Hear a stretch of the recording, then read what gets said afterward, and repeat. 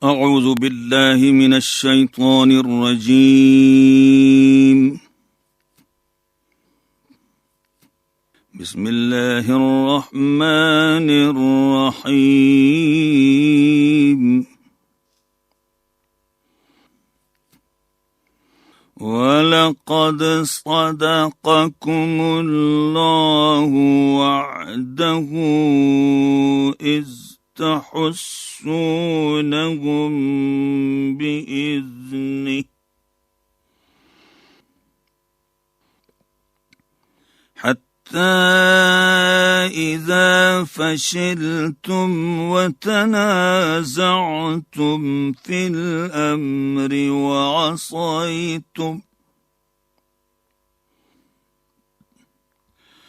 وعصيتم من بعد ما أراكم ما تحبون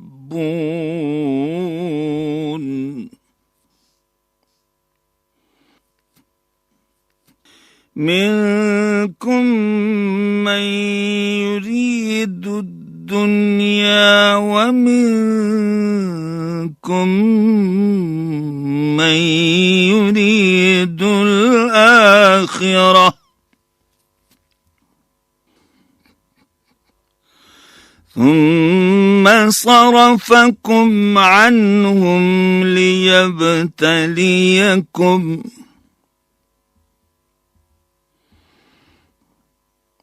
ولقد عفا عنكم والله ذو فضل على المؤمنين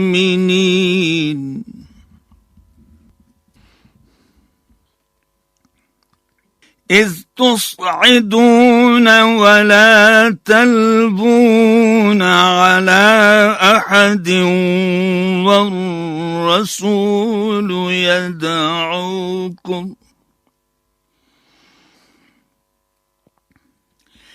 يدعوكم في أخراكم فأثابكم غما بغم لكي لا تحزنوا غما بغم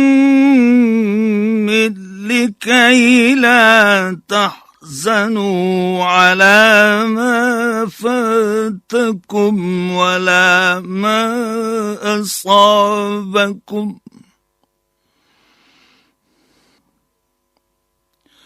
والله خبير بما تعملون ثم أنزل عليكم من بعد الغم أمنة نعاسا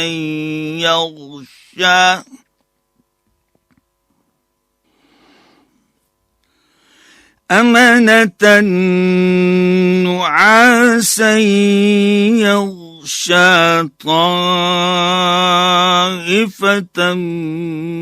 منكم وطائفة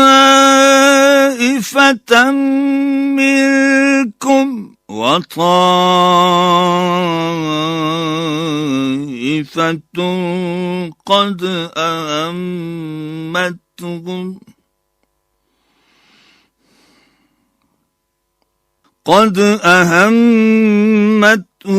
أنفسهم يظنون بالله غير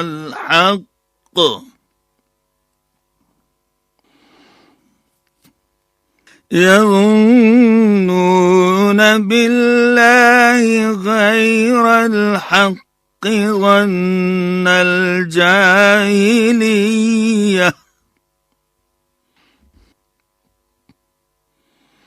يقولون يقولون هل لنا من الأمر من شيء قل إن الأمر كله لله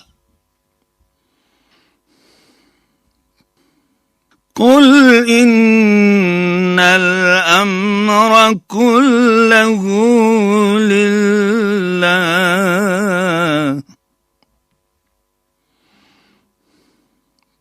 يخفون في أنفسهم ما لا يبدون لك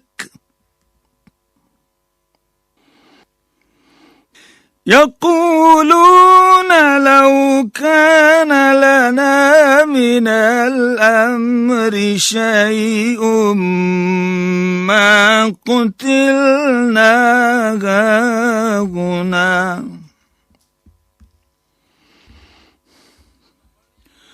قل لو كنتم في بيوتكم لبرز الذين كتب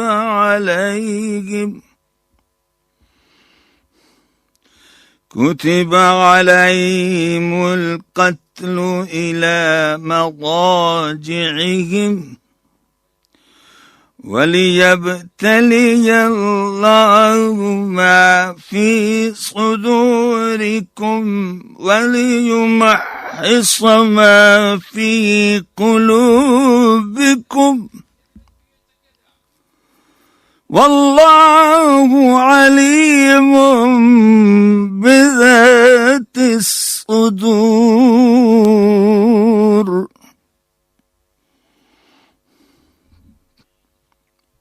إن الذين تولوا منكم يوم التقى الجمعان إنما استزلهم الشيطان ببعض ما كسبوا ولقد عفا الله عنهم إن الله غفور حليم صدق الله العظيم।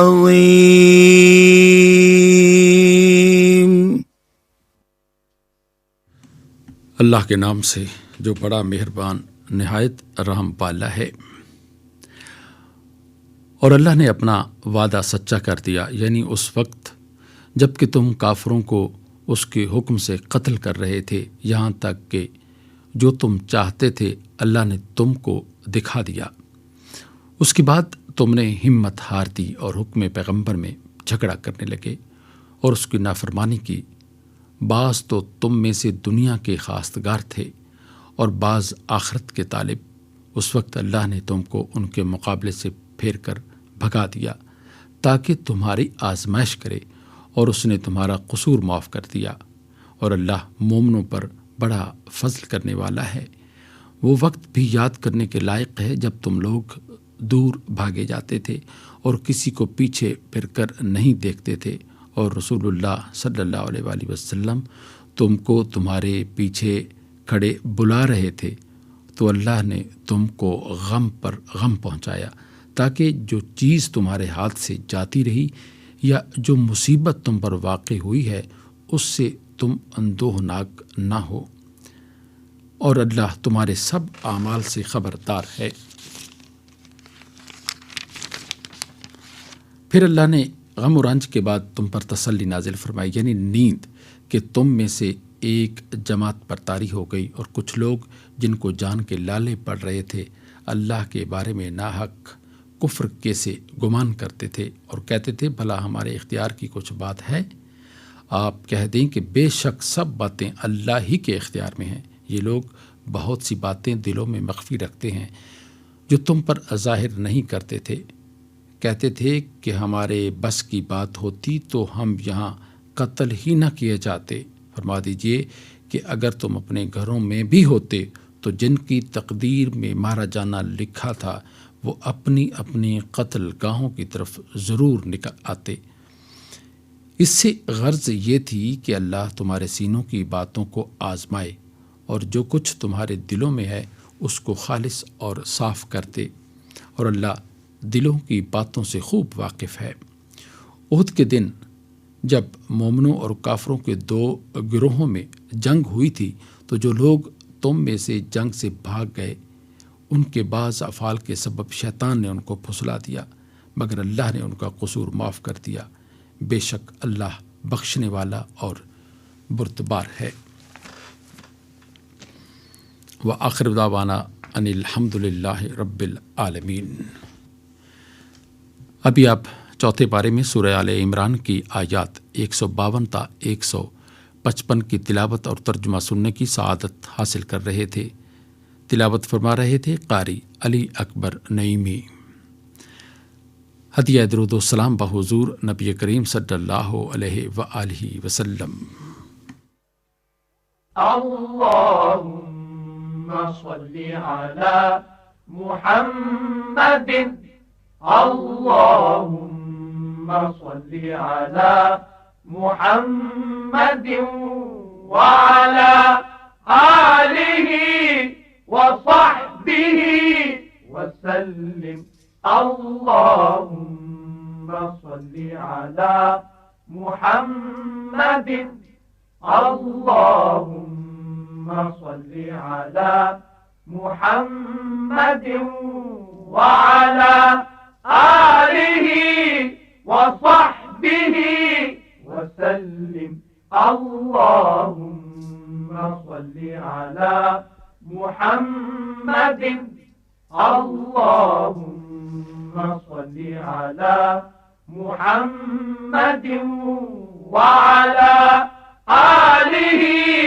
وصحبه وسلم اللهم صل على محمد اللهم صل على محمد وعلى آله وصحبه وسلم اللهم صل على محمد اللهم صل على محمد وعلى آله وصحبه وسلم۔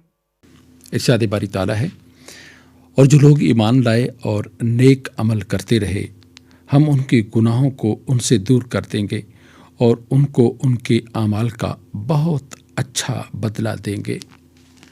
حمد و ثنائے رب جلیل۔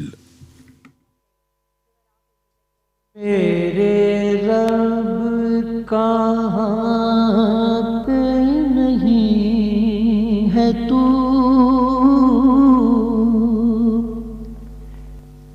تیری شان جل جلالہ میرے رب کہاں پہ نہیں ہے تو، تیری شان جل جلالہ تیری ذرے ذرے میں ہے نمو، تیری ذرے ذرے میں ہے نمو، تیری شان جل جلالہ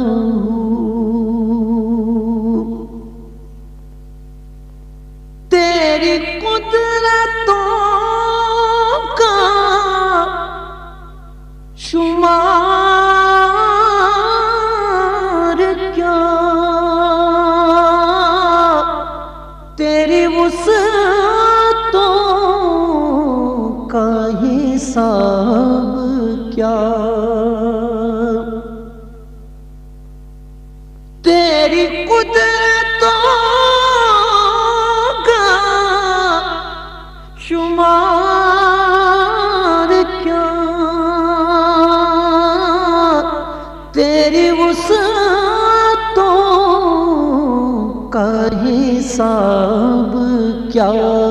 تو محیط عالم میں رنگ و بو، تو محیط عالم میں رنگ و بو،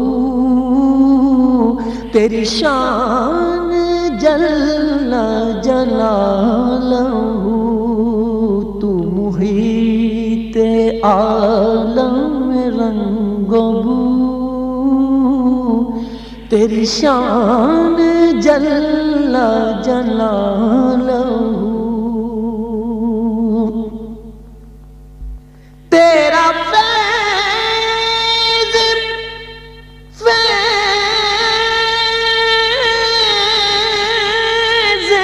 عمیم ہے، تو ہی میرا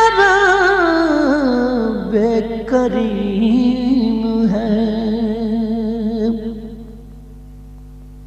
تیرا فیض فیض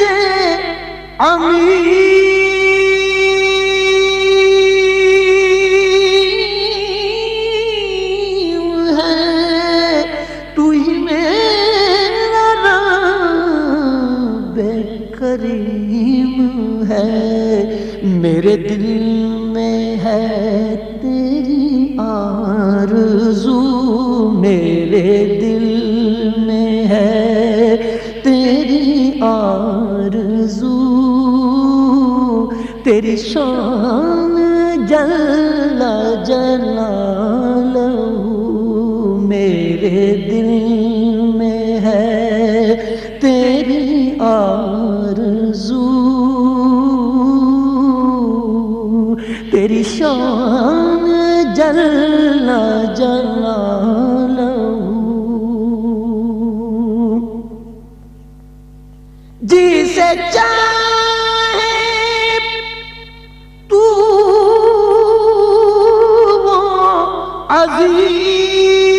عزیز ہے، جسے تو نہ چاہے ذلیل ہے، جسے چاہے تو وہ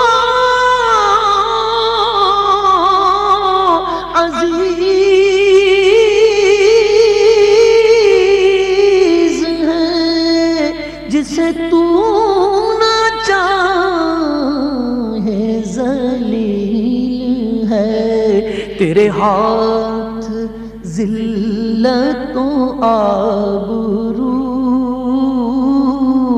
تیری شان جل جلالہ، تیرے ہاتھ ذلت و آبرو، تیری شان جل جلالہ، میرے رب کہاں پہ نہیں ہے تو، تیری شان جل جلالہ، تیری ذرے ذرے میں ہے نمو، تیری شان جل جلالہ۔ نذرانہ حمد پیش کر رہے تھے فصیح الدین۔ آئیے تقاریر کے سلسلے درس حدیث میں پروفیسر عبدالسلام عادل کی گفتگو سنتے ہیں۔ بسم اللہ الرحمن الرحیم، الحمد للہ رب العالمین، الصلاۃ والسلام علی سید الانبیاء والمرسلین۔ ابو داؤد میں حضرت ابو ہریرہ رضی اللہ تعالی عنہ سے روایت ہے کہ رسول اللہ صلی اللہ علیہ وسلم نے فرمایا، جس نے کوئی دینی بات بغیر علم کے بتائی تو اس کے نتیجے میں ہونے والی غلطی کا گناہ بتانے والے کو ہوگا، اور جس نے اپنے بھائی کو کسی بات کا مشورہ دیا یہ جانتے ہوئے کہ اس کے نزدیک بہتری کسی اور بات میں تھی تو اس نے اپنے بھائی کے ساتھ خیانت کی۔ حدیث مبارکہ آپ نے ملاحظہ فرمائی، اس حدیث مبارکہ میں خیانت کے وسیع تر مفہوم کو سمجھنے کی جانب توجہ دلائی گئی ہے۔ ہمارے معاشرے میں عام طور پر مادی اشیاء، روپیہ، پیسہ اور لین دین کے معاملات میں ہی دھوکہ دہی کو خیانت تصور کیا جاتا ہے۔ حالانکہ خیانت کا مفہوم بہت جامع اور وسیع ہے۔ جو شخص کسی بھی کام کو اس کے تمام لوازمات اور تقاضوں کے مطابق پورا نہیں کرتا وہ در حقیقت خیانت کا ارتکاب کرتا ہے۔ غور کیجئے تو یہ بات واضح ہوتی ہے کہ معاشرے کی اصلاح اور رہنمائی میں اہل علم افراد کے ذمہ نہایت اہم ذمہ داری ہے۔ علماء کرام اور اساتذہ کرام کے کاندھوں پر اس ذمہ داری کا بوجھ بہت زیادہ ہے۔ معلم کے پیش نظر ہمیشہ یہ بات رہنی چاہیے کہ وہ لوگوں کی رہنمائی اور ہدایت کا فریضہ انجام دے رہا ہے۔ بلا شبہ ذمہ داری بہت بڑی امانت ہے۔ لوگ اس پر اعتماد کر کے اپنی زندگی کی نہج کو استوار کر رہے ہوتے ہیں اور اس کے مطابق عمل کرنے کی کوشش کرتے ہیں۔ لہٰذا اس ضمن میں اہم اور توجہ طلب بات یہ بھی ہے کہ اگر کسی عالم یا مفتی کو کوئی بات معلوم نہ ہو تو اسے صاف اور سیدھے الفاظ میں اس کا اقرار کر لینا چاہیے کہ وہ اس مسئلے کے بارے میں کچھ نہیں جانتا، کیونکہ کسی مسئلے یا معاملے کے بارے میں نہ جاننا کوئی عار کی بات نہیں۔ انسان کی صلاحیت اور استعداد محدود ہے اور علم کا احاطہ کرنا اور تمام جزیات کے بارے میں جاننا کسی بھی انسان کے لیے ممکن نہیں ہے۔ اگر کوئی دینی رہنما اس کے برعکس رویہ اختیار کرتا ہے اور محض اس خیال سے کہ لوگ اس کے بارے میں کیا کہیں گے لوگوں کو غلط سلط بتاتا ہے تو در حقیقت وہ خیانت کا مرتکب ہوتا ہے۔ جب ہم اپنے معاشرے پر نظر ڈالتے ہیں تو ہدایت و رہنمائی کے حوالے سے معاشرے میں دو طرح کے رویے سامنے آتے ہیں۔ ایک وہ لوگ ہیں جو ہدایت اور رہنمائی کے حصول کے لیے سرگرداں رہتے ہیں اور جہاں بھی نور ہدایت میسر آتا ہے وہ اپنے دامن میں سمیٹ لیتے ہیں، جبکہ دوسری طرف وہ لوگ ہیں کہ اگر انہیں کوئی ہدایت و رہنمائی کرنا بھی چاہے تو وہ اس سے جھگڑتے اور گمراہی پر عمل کرنا ہی اپنے لیے بہتر جانتے ہیں۔ حالانکہ اللہ تعالیٰ نے سورہ آل عمران کی آیت 104 میں اہل ایمان سے مخاطب ہوتے ہوئے فرمایا ہے، اور تم میں ایک جماعت ایسی ہونی چاہیے جو لوگوں کو نیکی کی طرف بلائے اور اچھے کام کرنے کا حکم دے اور برے کاموں سے منع کرے، یہی لوگ ہیں جو نجات پانے والے ہیں۔ اللہ رب العزت نے ہدایت، رہبری اور رہنمائی کے حوالے سے بظاہر نوع انسان کے کاندھوں پر بھاری ذمہ داری ڈال دی ہے، مگر یہ بات بھی واضح کر دی ہے کہ اللہ تعالیٰ چونکہ غیب کا علم بھی رکھتا ہے اس لیے بخوبی جانتا ہے کہ کون ہدایت اور رہنمائی کے معاملے میں کس قدر مخلص ہے۔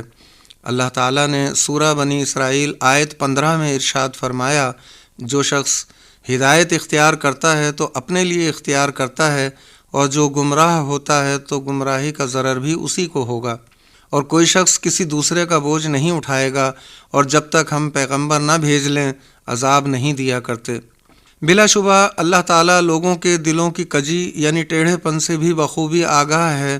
سورۃ الکہف آیت 17 میں اللہ تعالیٰ کا ارشاد پاک ہے، جس کو اللہ ہدایت دے وہ ہدایت یاب ہے، اور جس کو گمراہ کرے تو تم اس کے لیے کوئی دوست راہ بتانے والا نہ پاؤ گے۔ ہدایت و رہبری کرنے والے کے لیے بھی اللہ تعالیٰ نے اجر و ثواب رکھا ہے۔ صحیح مسلم، مسند امام مالک اور جامع ترمذی میں حضرت ابو ہریرہ رضی اللہ تعالیٰ عنہ سے روایت ہے کہ رسول اللہ صلی اللہ علیہ وسلم نے فرمایا، جو شخص کسی کو ہدایت کی دعوت دے تو اسے اتنا ہی اجر ملے گا جتنا کہ ہدایت کی دعوت قبول کرنے والے کا ہوگا، اور ایک کے اجر سے دوسرے کے اجر میں کوئی کمی نہیں آئے گی۔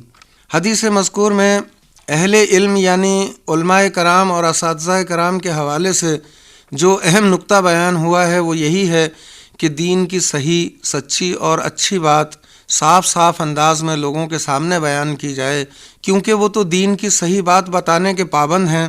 ہدایت کا معاملہ تو اللہ کے اختیار میں ہے۔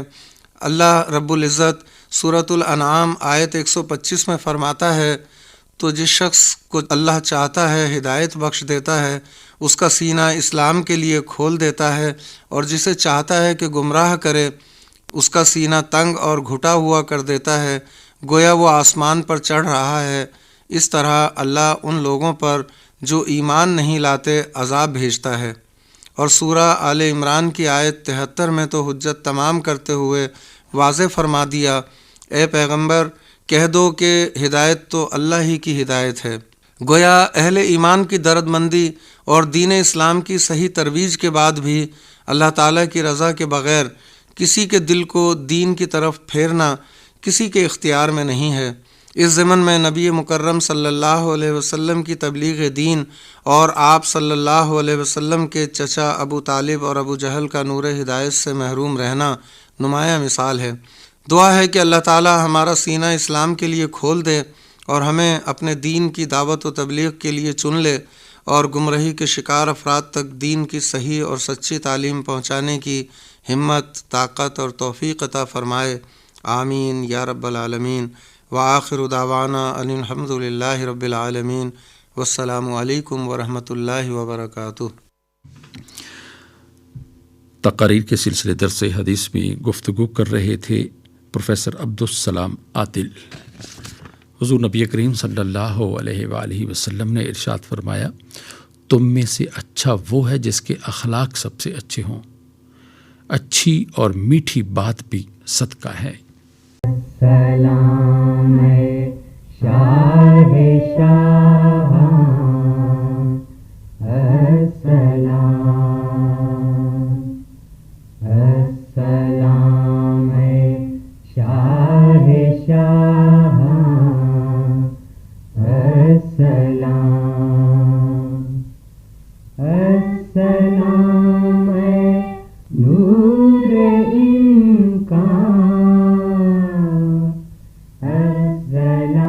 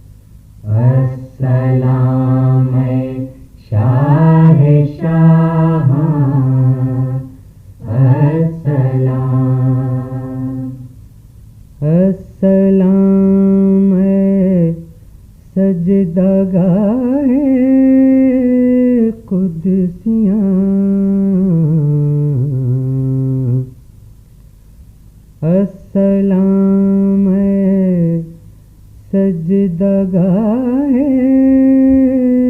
قدسیاں، اے رسول خاص یزدان السلام،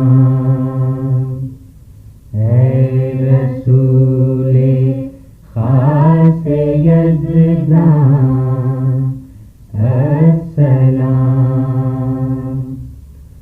السلام شاہ شاہاں السلام، اے تیری باتیں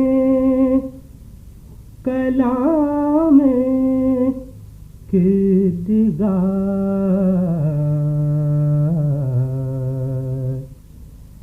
اے تیری باتیں کلام کردگار،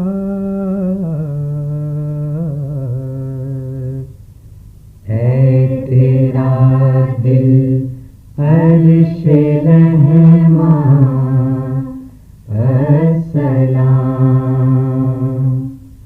اے تیرا دل عرش رحمان السلام، السلام شاہ شاہاں السلام، افتخار آدمان و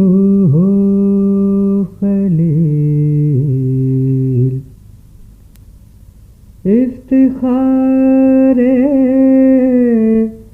آدم و نوح خلیل،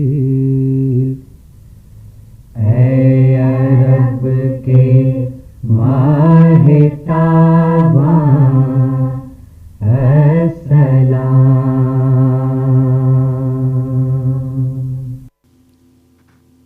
نذرانہ حمد پیش کر رہے تھے مہدی حسن اور ساتھی، کلام تھا غلام امام شہید کا۔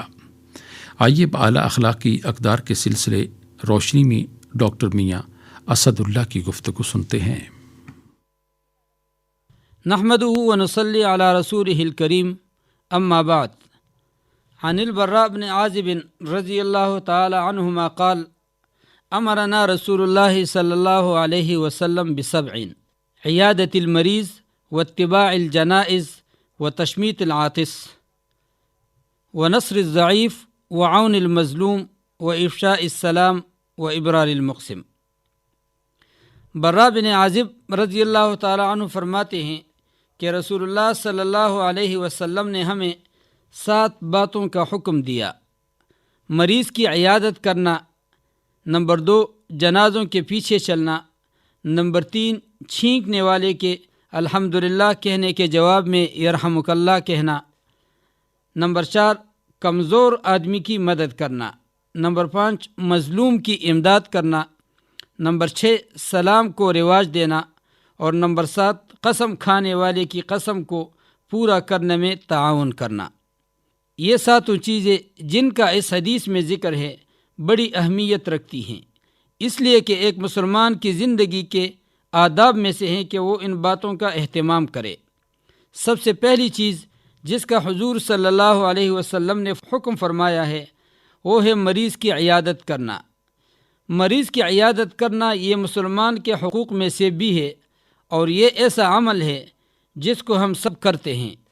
شاید ہی دنیا میں کوئی ایسا شخص ہوگا جس نے زندگی میں کبھی بیمار پرسی نہ کی ہو، لیکن یہ بیمار پرسی صرف رسم پوری کرنے کے لیے کی جاتی ہے، دل میں اخلاص نہیں ہوتا۔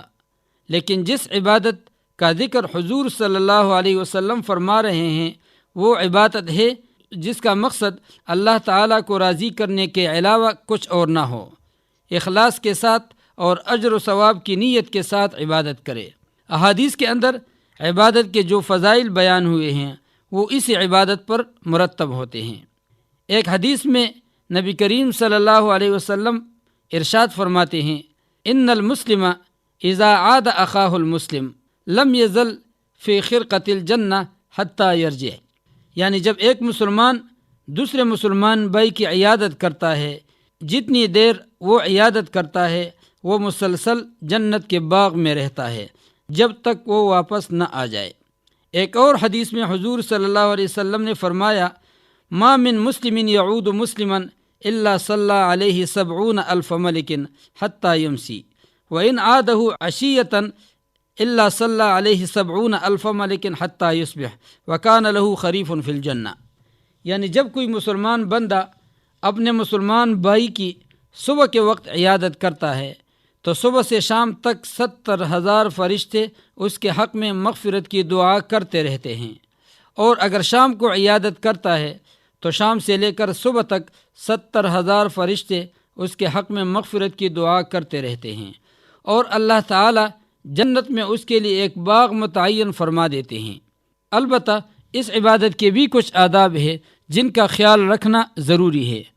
حضور صلی اللہ علیہ وسلم فرماتے ہیں: من عاد منکم فلیخفف، جو تم میں سے کسی کی عیادت کرے تو ہلکی پھلکی عیادت کرو، یعنی ایسا نہ ہو کہ ہمدردی کی خاطر عیادت کرنے جاؤ اور جا کر اس مریض کو تکلیف پہنچاؤ، بلکہ وقت دیکھ لو یہ وقت عیادت کے لیے مناسب ہے یا نہیں، یہ وقت اس کے آرام کرنے کا تو نہیں، لہذا مناسب وقت دیکھ کر عیادت کے لیے جاؤ، اور جب عیادت کرنے جاؤ تو تھوڑا بیٹھو، اتنا زیادہ مت بیٹھو جس سے اس کو گرانی ہونے لگے، زیادہ بیٹھنا جس سے مریض مشقت میں مبتلا ہو خلاف سنت ہے، اور ایسے عیادت سے ثواب ہونے کے بجائے الٹا گناہ ہونے کا اندیشہ ہے۔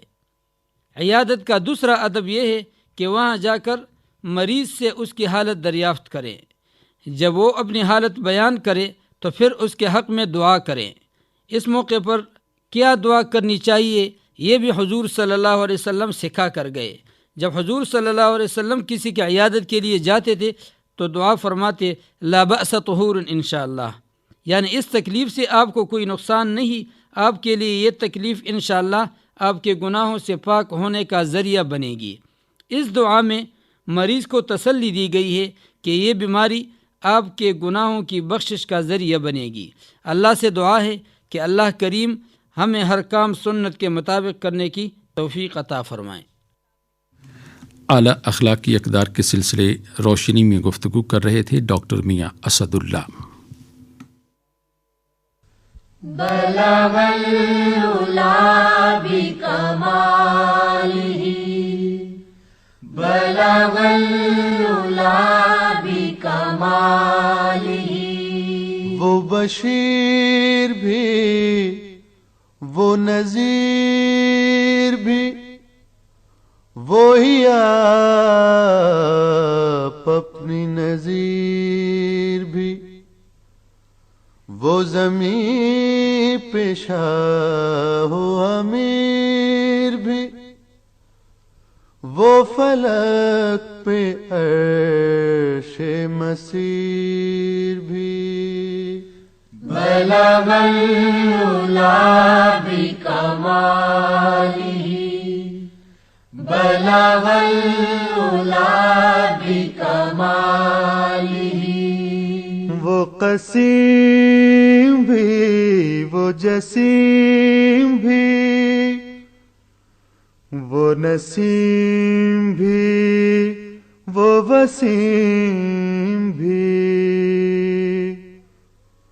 وہ رؤوف بھی وہ رحیم بھی، وہ خلیل بھی وہ کلیم بھی۔ بلغ العلا بکمالہ،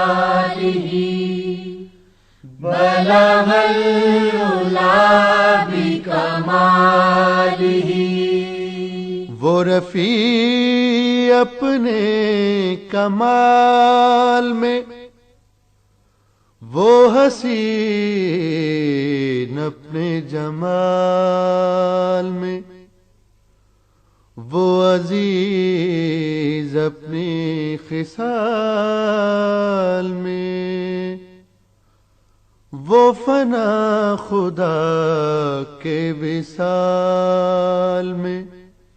بلغ العلا بکمالہ، بلغ العلا بکمالہ، وہی ارفع درجات بھی، وہی اکمل البرکات بھی، وہی جامع الحسنات بھی، وہ جدا بھی واصل ذات بھی۔ بلغ العلا بکمالہ، بلغ العلا بکمالہ، ہے انہی کا فیض جہان میں، وہ نماز میں وہ اذان میں، وہ یگانہ آن میں شان میں، وہ گئے فلک پہ کان میں۔ بلغ العلا بکمالہ، بلغ العلا بکمالہ، وہ برائے ہفت فلک گئے کہ جہاں نبی نہ ملک گئے، وہ مقام قرب تلک گئے، جو نہاں تھے نور جھلک گئے۔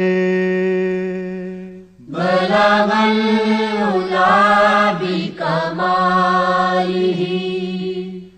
بلغ العلا بکمالہ، انہیں بے حجاب خدا ملا، انہیں مرتبہ یہ بڑا ملا، انہیں کیا دیا، انہیں کیا ملا، جو دیا دیا، جو ملا ملا۔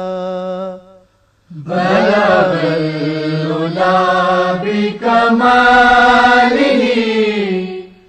کشف الدجا بجمالہ۔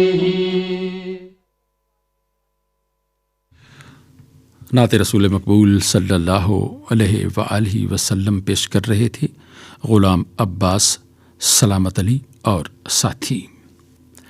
آپ نے پوچھا ہے، سامعین آپ کے دینی اور سماجی مسائل کا حل قرآن و سنت کی روشنی میں پیش کر رہے ہیں پروفیسر ڈاکٹر حبیب الرحمن عاصم۔ بسم اللہ الرحمن الرحیم۔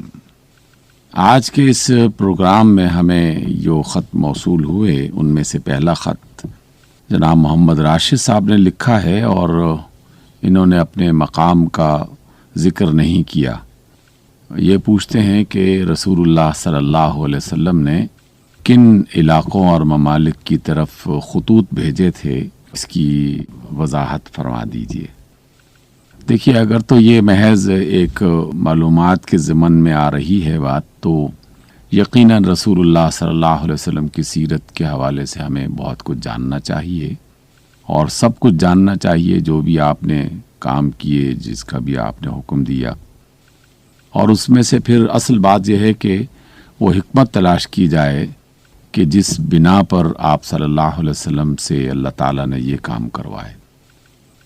یہ تو ہم سب جانتے ہیں، سیرت کی کتابوں میں لکھا ہوا ہے کہ رسول اللہ صلی اللہ علیہ وسلم نے سلطنت روما کی طرف ایک خط بھیجا، مصر کے جو حکمران تھے ان کی طرف ایک خط بھیجا، اور ایران کی طرف ایک خط بھیجا۔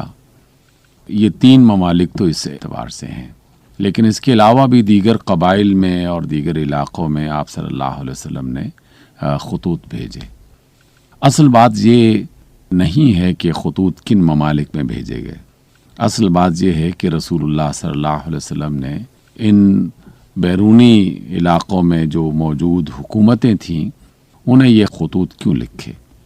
ان خطوط سے یہ پتہ چلتا ہے کہ رسول اللہ صلی اللہ علیہ وسلم کو صرف جزیرے عرب میں ایک رسول بنا کے نہیں بھیجا گیا تھا، اور آپ کی تعلیمات صرف یہ نہیں تھیں کہ انفرادی اعتبار سے جو عربی زبان بولنے والے ہیں وہ اللہ کی توحید کا اقرار کر لیں اور دین اسلام کو اپنے دین کے طور پر قبول کر لیں، بلکہ رسول اللہ صلی اللہ علیہ وسلم چونکہ عالمین کی طرف تمام لوگوں کے لیے رسول بنا کے بھیجے گئے، اس وجہ سے آپ صلی اللہ علیہ وسلم نے اپنے اس پیغام کو دیگر ممالک تک بھی پہنچایا۔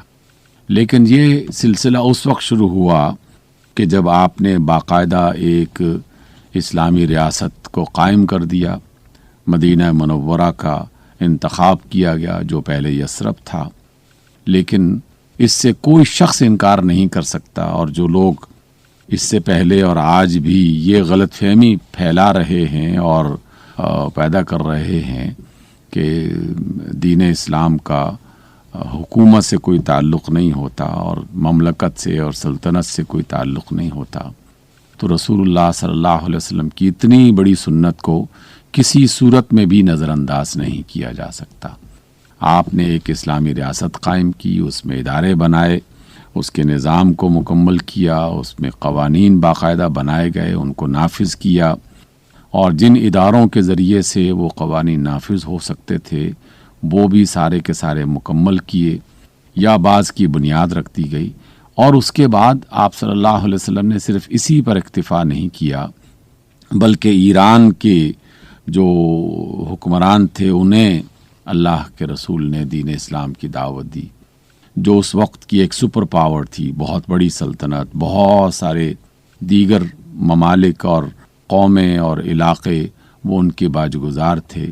اور دوسری بڑی سپر پاور وہ سلطنت روما کی تھی، جس کے زیر اثر بہت سارے ممالک، بہت سارے قبیلے اور قومیں وہ موجود تھیں۔ تو یہ بات بذات خود بتا رہی ہے کہ دین اسلام صرف ایک علاقے کے لیے یا چند لوگوں کے لیے یا کسی ایک زبان بولنے والے افراد کے لیے دنیا میں نہیں بھیجا گیا، بلکہ اسے دنیا بھر پر اللہ کے پیغام کو پہنچانے اور اس کے سسٹم کو، اس کے نظام کو، اس کے قوانین کو نافذ کرنے کے لیے باقاعدہ ایک ترتیب بنائی گئی، اور اسی ترتیب سے رسول اللہ صلی اللہ علیہ وسلم کی سیرت ہمیں رہنمائی کرتی ہے۔ اس میں جب آپ نے یہ سوال کیا تو تاریخ اور سیرت کی کتابوں میں یہ بات موجود ہے کہ مصر کے بادشاہ نے بھی اس خط کا استقبال کیا، اور اس سے جو پیغامبر تھا یعنی پیغام لے جانے والا، اس کو اچھے طریقے سے باقاعدہ استقبال کیا گیا، اس کو قبول کیا گیا، اور خط کے بارے میں کوئی منفی رویہ ان کا نہیں تھا۔ اسی طرح روما کی حکومت جو تھی، وہاں کے بادشاہ نے بھی رسول اللہ صلی اللہ علیہ وسلم کے بارے میں مزید معلومات حاصل کی اور اس خط لانے والے کے ساتھ اچھا سلوک کیا، کچھ تحائف باقاعدہ رسول اللہ صلی اللہ علیہ وسلم کی خدمت میں پیش کیے۔ ایران کا جو بادشاہ تھا اس نے رسول اللہ صلی اللہ علیہ وسلم کے اس خط کو نہ صرف پھاڑا بلکہ بدتمیزی بھی کی، اور رسول اللہ صلی اللہ علیہ وسلم نے اس کے جواب میں باقاعدہ یہ بددعا دی اس ایران کے بادشاہ کے لیے کہ اللہم مزقہ کما مزق رسالت رسولہ او کما قال علیہ السلام، کہ اے اللہ اس کو بھی ٹکڑے ٹکڑے تو کر دے، جس طرح اس نے میرے اس خط کو اور اللہ کے اس پیغام کو جو رسول اللہ صلی اللہ علیہ وسلم نے بھیجا تھا اس کو ٹکڑے ٹکڑے کیا ہے۔ اور واقعی کچھ سال کے اندر اندر یہ بات نہ صرف پوری ہوئی بلکہ لوگوں نے دیکھا کہ جو سلطنت ایران تھی اور اس کے بعد پھر سلطنت روما بھی اس کا حصہ بن گئی، کہ اللہ تعالیٰ نے ایران کی حکومت کو ٹکڑے ٹکڑے کر دیا، جنہوں نے رسول اللہ صلی اللہ علیہ وسلم کی بے حرمتی کی تھی اور آپ کے خط کا احترام نہیں کیا تھا۔ آپ کے پیغام کو قبول کرنا یا نہ قبول کرنا، یقیناً یہ انہیں آزادی تھی، جیسے مصر کے حکمران نے اگرچہ آپ کے پیغام کو قبول نہیں کیا لیکن کوئی ایسی گستاخی نہیں کی، کوئی ایسی بدتمیزی نہیں کی۔ اور سلطنت روما کے جو بادشاہ تھے قیصر روم، اس نے بھی کوئی ایسی بدتمیزی نہیں کی، اور اگرچہ اس نے اسلام قبول نہیں کیا، تو دنیا میں اللہ کا پیغام پہنچانے کا رسول اللہ صلی اللہ علیہ وسلم نے جو طریقہ اختیار کیا وہ بالکل واضح ہے۔ اس لیے اہل ایمان پر یہ ذمہ داری بنتی ہے کہ وہ اللہ اور اس کے رسول صلی اللہ علیہ وسلم کے پیغام کو نہ صرف خود قبول کریں بلکہ اس پر عمل کریں، اور اس کے ساتھ ساتھ دیگر جو قومیں، قبائل، علاقے، مختلف زبانیں بولنے والے افراد، مختلف جو نظام ہائے حکومت ہیں، ان میں جو بھی موجود ہوں، ان تک اللہ کے رسول صلی اللہ علیہ وسلم کے اس پیغام کو پہنچانے کا اہتمام کریں۔ آپ نے پوچھا ہے، آپ کے دینی اور سماجی مسائل کا حل قرآن و سنت کی روشنی میں پیش کر رہے تھے پروفیسر ڈاکٹر حبیب الرحمن عاصم۔ سامعین، اگر آپ بھی اس سلسلے میں کوئی سوال پوچھنا چاہیں تو خط لکھنے کے لیے ہمارا پتہ نوٹ فرما لیجیے۔ انچارج پروگرام حیا علی الفلاح، پوسٹ باکس نمبر 2010 یعنی 2010 ریڈیو پاکستان، اسلام آباد۔ در مصطفیٰ در مصطفیٰ ہو نصیب اگر تو حریم قرب و رضا ملے، در مصطفیٰ مصطفیٰ ہو نصیب اگر تو حریم قرب و رضا ملے. ہے عجیب سر عبودیت کہ نبی ملے تو خدا ملے. در مصطفیٰ ہو نصیب اگر تو حریم قرب و رضا ملے. ہے مدینہ مرکز جسم و جان ہوئے ایک عشق و خرد یہاں. ہے مدینہ مرکز جسم و جان ہوئے ایک عشق و خرد یہاں. کہ مقام حق کی تلاش میں یہی دونوں راستے آ ملے. در مصطفیٰ ہو نصیب اگر تو حریم قرب و رضا ملے. ہو کرشمہ حشر میں ایک جب کھلے نامہ میرے عمل کا جب. ہو کرشمہ حشر میں ایک جب کھلے نامہ میرے عمل کا جب. اسے جس طرف سے پڑھے کوئی تیرا نام پاک لکھا ملے. در مصطفیٰ ہو نصیب اگر تو حریم قرب و رضا ملے.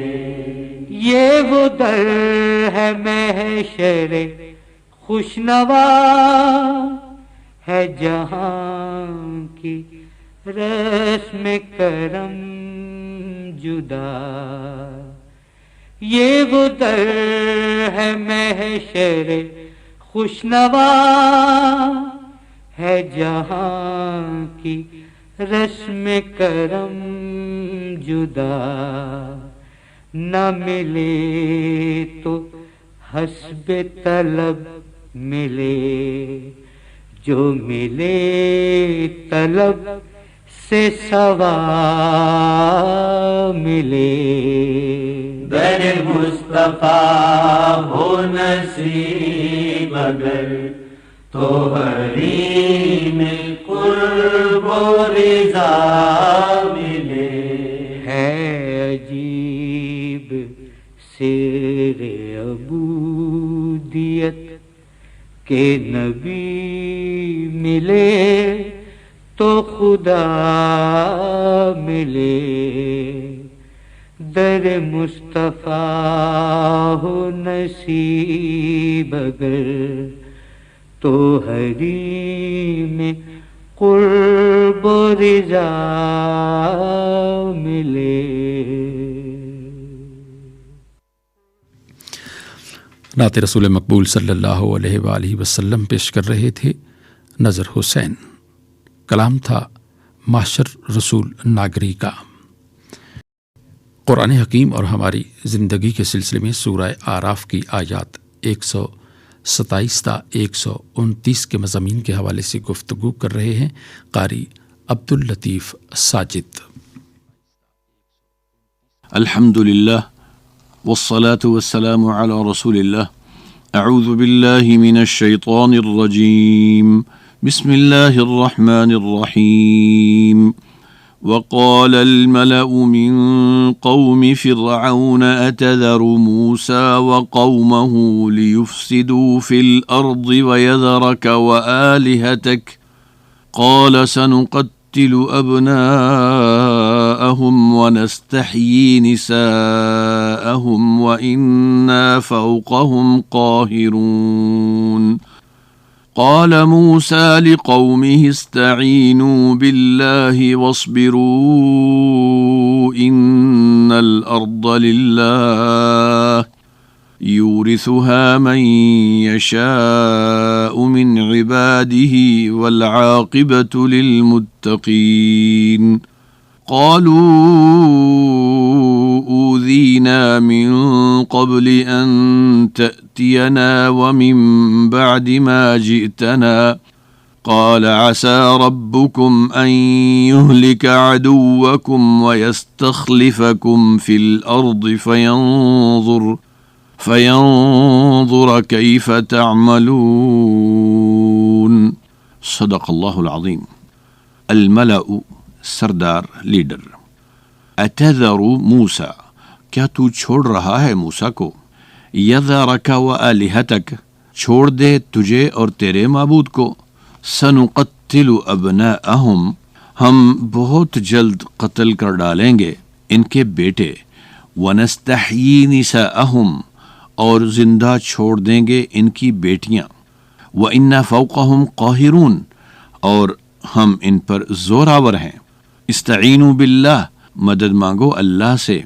ان الارض للہ بلا شبہ زمین اللہ کی ملکیت ہے. یورثها وہ اس زمین کا وارث بنا دیتا ہے. من یشاء من عبادہ جسے چاہتا ہے اپنی مخلوق میں سے. والعاقبۃ انجام کار للمتقین تقوی شعار لوگوں کے حق میں ہی بہتر ہوتا ہے. اوذینا ہم ستائے گئے ہمیں اذیت دی گئی. وَيَسْتَخْلِفَكُمْ فِي الْأَرْضِ اور تمہیں زمین میں خلیفہ یا جانشین بنا دے. ترجمہ. اور فرعون کی قوم کے سرداروں نے کہا کیا تو موسیٰ اور اس کی قوم کو چھوڑ رکھے گا تاکہ وہ زمین میں فساد پھیلائیں اور تجھے اور تیرے معبودوں کو چھوڑ دیں؟ اس نے کہا ہم ان کے بیٹوں کو بری طرح قتل کریں گے اور ان کی عورتوں کو زندہ رکھیں گے اور یقیناً ہم ان پر زور آور ہیں. موسیٰ نے اپنی قوم سے کہا اللہ سے مدد مانگو اور صبر کرو. بے شک زمین اللہ کی ہے وہ اپنے بندوں میں سے جسے چاہتا ہے اس زمین کا وارث بنا دیتا ہے اور اچھا انجام اہل تقوی کا ہی ہے. انہوں نے مزید کہا ہمیں آپ کے آنے سے پہلے بھی ستایا جاتا رہا اور آپ کے آنے کے بعد بھی.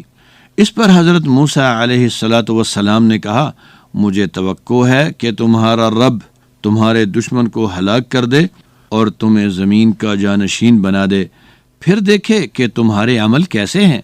سامعین محترم، آپ نے سورۃ الاعراف آیات 127 تا 129 کی تلاوت اور ترجمہ سماعت فرمایا. سامعین کرام، فرعون لوگوں کو گمراہ کرنے اور اپنی سلطنت بچانے کے لیے حضرت موسیٰ علیہ السلام کی نبوت اور معجزات کے بارے میں یہ تو کہتا تھا کہ یہ سب جھوٹ ہے، مگر اندر سے اس کا دل مسلسل گواہی دے رہا تھا کہ موسیٰ علیہ السلام اللہ کے سچے نبی ہیں. سورہ نمل میں اللہ تعالیٰ کا ارشاد ہے وَجَحَدُوا بِهَا وَاسْتَيْقَنَتْهَا أَنفُسُهُمْ ظُلْمًا وَعُلُوًّا فَانظُرْ كَيْفَ كَانَ عَاقِبَةُ الْمُفْسِدِينَ. انہوں نے سراسر ظلم اور غرور کی وجہ سے ان معجزات کا انکار کیا، حالانکہ ان کے دل ان معجزات کی حقانیت اور صداقت کے قائل ہو چکے تھے. پھر دیکھیے ان فسادیوں کا انجام کیسا ہوا. اس پس منظر کی وجہ سے فرعون کی حضرت موسیٰ علیہ السلام اور بنی اسرائیل کے خلاف کاروائیاں کچھ کم ہو گئی تھیں، مگر وہ کارندے جن کو خدشہ ہوتا ہے کہ ان نئے حالات کے تناظر میں ان کا سارا کاروبار ٹھپ ہو جائے گا، وہ فرعون کو غصہ دلاتے اور ورغلاتے. وقال الملأ من قوم فرعون اتذر موسى وقومه ليفسدوا في الارض ويذرك وآلهتك. فرعون کے درباریوں نے فرعون سے کہا کہ تو موسیٰ اور اس کی قوم کو بلا مواخذہ چھوڑے رکھے گا کہ یہ لوگ زمین میں فساد کرتے پھریں اور تجھے اور تیرے الہوں کو چھوڑ دیں. عظیم مفسر قرآن ابن کثیر رحمہ اللہ اس آیت کی تفسیر کے تحت فرماتے ہیں تعجب ہے کہ یہ لوگ موسیٰ علیہ الصلاۃ والسلام اور ان کی پسی ہوئی قوم کو فسادی قرار دے رہے تھے، حالانکہ فساد پھیلانے والے خود فرعون اور اس کے درباری تھے، جیسا کہ اللہ تعالیٰ کا فرمان ہے الا انہم ہم المفسدون، خوب جان رکھو کہ اصل فسادی تو وہ خود ہیں۔ درباریوں کا ورگلانا کارگر ثابت ہوا، جس پر فرعون کہنے لگا سنقتل ابناءہم ونستحیی نساءہم وانا فوقہم قاہرون، کہ ہم موسیٰ علیہ الصلاۃ والسلام اور ان کی قوم کو بڑی سخت سزا دیں گے، ان کے بچوں کو بری طرح قتل کرتے رہیں گے اور ان کی بچیوں کو زندہ چھوڑا کریں گے تاکہ انہیں اپنی لونڈیاں بنائیں، اور ان سے مغلوب نہیں بلکہ ہم ان پر زوراور ہیں۔ دوسری طرف حضرت موسیٰ علیہ الصلاۃ والسلام کی قوم نے حضرت موسیٰ علیہ الصلاۃ والسلام سے التجا کی کہ اوذینا من قبل ان تأتینا ومن بعد ما جئتنا، اے موسیٰ علیہ السلام آپ کے آنے سے قبل ان فرعونیوں نے ہمیں بہت ستایا، اور آپ کے آنے کے بعد بھی ستانے کا وہ سلسلہ ہنوز جاری ہے۔ اس پر حضرت موسیٰ علیہ السلام نے انہیں تسلی دیتے ہوئے کہا استعینوا باللہ واصبروا ان الارض للہ یورثها من یشاء من عبادہ والعاقبۃ للمتقین، کہ اللہ سے مسلسل مدد مانگتے رہو اور صبر کا دامن نہ چھوٹنے پائے، یہ زمین اللہ کی ملکیت ہے، وہ اپنی مخلوق میں سے جسے چاہے اس زمین کا وارث بنا دے، مگر ایک اصول اور دستور اٹل ہے کہ آخری انجام کار ہمیشہ تقوی شعار لوگوں کا ہی بہتر ہوتا ہے۔ مزید فرمایا عسى ربكم ان يهلك عدوكم ويستخلفكم في الارض فينظر كيف تعملون، بہت جلد تمہارا رب تمہارے دشمن کو ہلاک کر کے تمہیں زمین کا جانشین رکھے گا، یعنی تمہیں زمین میں زندہ رکھے گا تاکہ تمہارے اعمال کا جائزہ لیا جائے کہ آزادی جیسی عظیم نعمت پا کر تم شکر گزار ہوتے ہو یا کہ ناشکرے بن کر زندگی بسر کرتے ہو۔ اور اس زمین میں اللہ کا ایک اٹل اصول اور دستور یہ بھی ہے وَإِذْ تَأَذَّنَ رَبُّكُمْ لَئِن شَكَرْتُمْ لَأَزِيدَنَّكُمْ وَلَئِن كَفَرْتُمْ إِنَّ عَذَابِي لَشَدِيدٌ، کہ تمہارے رب کا اعلان ہے اگر اس کی نعمتوں، کرم نوازیوں اور نوازشوں کا شکر ادا کرتے رہو گے تو وہ مزید نوازتا رہے گا، اور اگر ناقدری کی روش اختیار کرو گے تو پھر میرا سخت عذاب ہی تمہارا مقدر ہوگا۔ ان آیات میں ہمیں یہ سکھایا جا رہا ہے کہ صبر اور شکر کے ساتھ اللہ سے تعلق مضبوط رکھو، اللہ کی تعلیمات کے مطابق زندگی گزارتے رہو، دنیا تمہیں ڈرائے دھمکائے، تمہاری تباہی اور بربادی کے پروپیگنڈے کرے، پرواہ نہیں کرنا کہ تمام معاملات عرش والے کے اختیار میں ہیں، اور اس کا وعدہ ہے کہ مستقبل اللہ کی تعلیمات کی روشنی میں زندگی گزارنے والے اہل تقوی کا ہی ہوتا ہے، انجام کار انہی لوگوں کے حق میں بہتر ہوتا ہے۔ اللہم اعف عنا واغفر لنا ولا تسلط علینا بذنوبنا من لا یخافک فینا ولا یرحمنا۔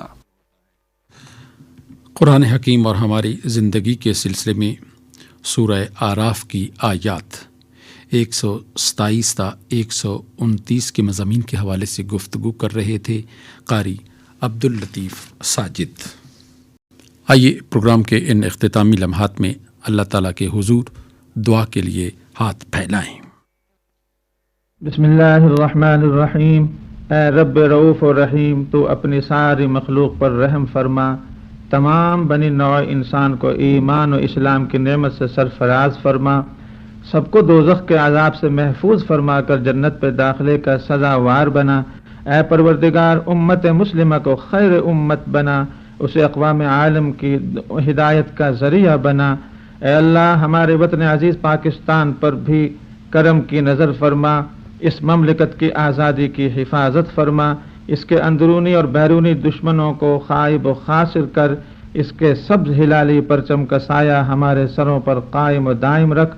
اس ملک میں بسنے والے تمام طبقات کو اتحاد و اتفاق عطا فرما، سارے ملک کو گوشہ گلزار اور امن کے گہوارے میں بدل دے۔ اے رب کریم، تمام بیماروں کو شفائے کاملہ عاجلہ عطا فرما، سب پریشان حالوں کی پریشانیاں دور کر دے، بے اولادوں کو اولاد کی نعمت سے سرفراز کر، ہر ماں باپ کی اولاد کو ہونہار اور ان کی آنکھوں کی ٹھنڈک بنا، ہمارے تمام گناہوں کو بخش دے، ہمیں دونوں جہانوں کی ساری بھلائیاں عطا فرما، ہماری دعاؤں التجاؤں کو اپنی بارگاہ میں قبول و منظور فرما۔